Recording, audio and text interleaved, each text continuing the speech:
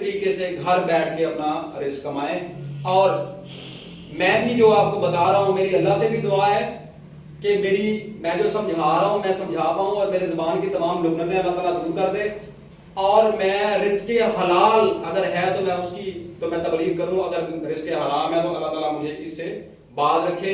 लेकिन ये रिस्क हलाल है, इसके ऊपर जो फतवे मौजूद हैं, मौलवी साहब आप बैठे हैं, आपको जहन में ये आ गया होगा पहले ये हलाल है या हराम है। इसके ऊपर डॉक्टर जाकिर नाइक साहब इंडिया के बहुत बड़े, मैं जिन्हें कहता हूं कि जिहाद कर रहा है वो शख्स, ठीक है, उनका फतवा मौजूद है कि ये हलाल है। मिस्र में एक यूनिवर्सिटी है जामियातुल अल अज़हर, उनके प्रिंसिपल का फतवा मौजूद है कि ये हलाल है। अहले सुन्नत वाले अगर बैठे हैं तो उनके मुफ्ती मोहम्मद अकमल साहब का फतवा मौजूद है कि ये हलाल है, क्योंकि इसमें नफा भी होता है, इसमें नुकसान भी होता है। इसमें आप चीजें परचेज करते हैं और उसके बाद सेल भी करते हैं, ठीक है। आप पॉन्जी स्कीमों में नहीं जाते। एक कंपनी है, जैसे कोई कंपनी होगी, परपाल कंपनी एक थी और एक बीफालू कंपनी चल रही है, लोगों के लाखों रुपए हथियार में और कुछ पर हो गई, हुआ है, पता आपको इस कंपनी का, पता है आपको, बहुत से लोगों को लूटा और चले गए, ठीक है। इसमें एक बात, दूसरा इसका फायदा यह है कि दुनिया का वाहिद बिजनेस है जिसमें किसी किस्म का कोई फ्रॉड नहीं है। इसमें फ्रॉड क्या है, आपको पैसे उसमें रखने नहीं आ रहे और मुझे कहें आप सर आप रख दें, मुझे आप $50 देते हैं, मैं अपने जेब में डाल, ये फ्रॉड है। ब्रोकर कभी भी नहीं भाग सकता, ब्रोकर आपसे फ्रॉड नहीं कर सकता, क्योंकि उसने मिलियंस डॉलर्स देके, हाफिज साहब कह रहे थे, आप मिलियंस डॉलर देके उन्होंने उसकी रेगुलेशन ली होती है, रेगुलेशन ली होती है, और उन्होंने अपनी रेगुलेशन कैंसिल नहीं करवानी कि आप जब वो $10 लेंगे या $15 लेके वो भाग जाएंगे, ठीक है।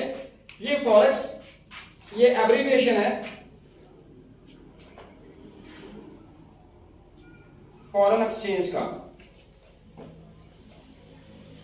इसमें क्या करते हैं आप, इसमें आप ना पैसे रखते हैं, अपने पाकिस्तानी रुपीस आपने रख दिया, आपके पास है जी, अच्छा मैं बहुत बड़ा ख्वाब नहीं दिखाने वाला आपको, मैं बहुत बड़ी बातें नहीं करने वाला, मैं जस्ट बात करने वाला हूं $100 की, ठीक है। आपके पास जी 16,500 रुपए हैं, 16,500 रुपए तो मैं भी जमा कर सकता हूं, आप भी जमा कर सकते हैं, बचत अपनी कर सकते हैं। अगर डिपॉजिट किए तो आपको मिलेंगे $100। कितने मिलेंगे? $100 आपको मिलेंगे, और $100 की आपने ट्रेड करनी है। ये नहीं करना कि एक ही मरतबा आपने ये ट्रेड ओपन कर देनी है, $100 और $100 या तो उड़ गया या फिर आपके अकाउंट में आ गया। ऐसे आप बगैर सीखे करते हैं तो ये हराम है। क्यों? क्योंकि आपको भी पता है कि गैम्बलिंग हराम होती है, जुआ हराम होता है, ठीक है। इसमें आपने अपने जो सीखा है, आप मैथमेटिक्स सीखा, आप मैथमेटिक्स पढ़ाते हैं ना, आप पढ़ाते हैं तो उसके पैसे लेते हैं, ठीक है। केमिस्ट्री अगर आपने सीखी है तो केमिस्ट्री के बाद आप अपना नॉलेज देते हैं, फार्मूलाज बनते हैं, ये पेंटिंग बनती है, सॉरी ये जो पेंट बनते हैं, इसके बाद जो खाद बनती है सारी केमिस्ट्री वाले बताते हैं ना। तो इस तरह ये भी आपका नॉलेज है, अगर आप नॉलेज को यूटिलाइज करेंगे तो आप पैसा कमाएंगे। ये $100 आपने उसमें रख दिए, अब आपने क्या करना है, आपने ये करना है कि 100 का 1% निकालना है।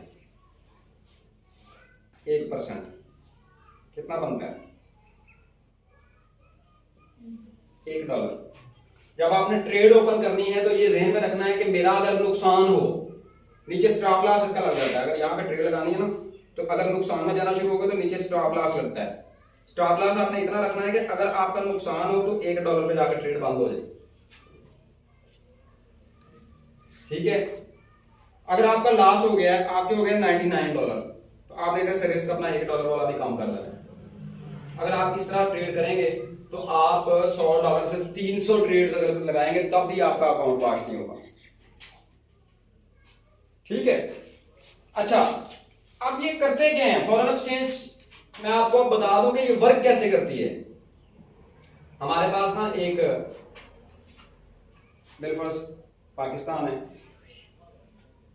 और ये है भी अमेरिका। पाकिस्तान ने अमेरिका से वैक्सीन ले ली, वैक्सीन खरीदी। पाकिस्तान ने अमेरिका से क्या खरीदा है? खरीदी है। अगर वैक्सीन खरीदी है तो पाकिस्तानियों ने उन्हें पैसे देने हैं ना। पैसे कैसे देंगे? उनकी करेंसी है यूएसडी, हमारी करेंसी है पाकिस्तानी रुपीस है। अमेरिका को पेमेंट किस में चाहिए? डॉलर। अगर हमने जाके उन्हें रुपए दे दिए तो उन्होंने क्या रुपए करने हैं? उनके मुल्क में रुपए चलते हैं, ठीक है। और अगर उन्होंने हमें डॉलर दे दिए तो हमारे मुल्क में डॉलर चलते हैं? हमने डॉलर क्या करने? तो क्या करते हैं? एक प्रोसेस होता है, इसमें ना एक चीज शामिल हो जाती है, उसे कहते हैं जी इंटरबैंक।